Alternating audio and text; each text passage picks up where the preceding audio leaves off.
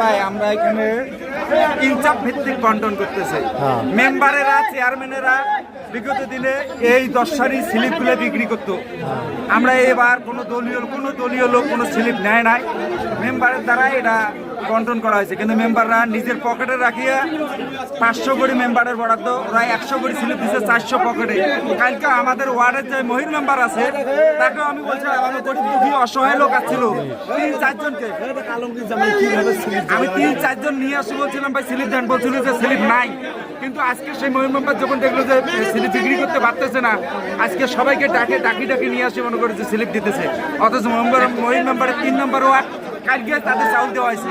Mohin member আজকে বেশিরভাগ লোক মহিন মেম্বার ওয়ার্ডের লোকজন আসতেছে। এই সব ধরনের চেয়ারম্যান মেম্বারদের দুর্নীতি। 3 নম্বর ওয়ার্ড তো গতকালকে দিছিল না? হ্যাঁ, গতকালে দিছিল। আজকে আবার চুরি করে আজকে তারা চাইতে বিক্রি করবে, এখন তো দেখছে বিক্রি করতে পারতেছে না। মেম্বার লোকজনকে এখন ডাকে আনিয়ে তাদের আত্মীয় স্বজনকে ডাকে আনি মনে করে স্লিপগুলো দিচ্ছে। এইটাই মানে আগে যেমনটা শুনলেন যে চাউলের স্লিপ মানে বিক্রি করছিল, কিন্তু সেই চাউল দেওয়া হয়েছিল গতকালকে। এখন যখন বিক্রি করছে ওই মাল তো আর উঠাইতে পারে নাই, কারণ ভিকটিম ছাড়া মাল দেওয়া হবে না। যে চাউলের স্লিপ যাকে চাউলের স্লিপ দেওয়া হবে সেই নিজে চাউল তুলবে, অন্য কাউকে চাউল দেওয়া হবে না।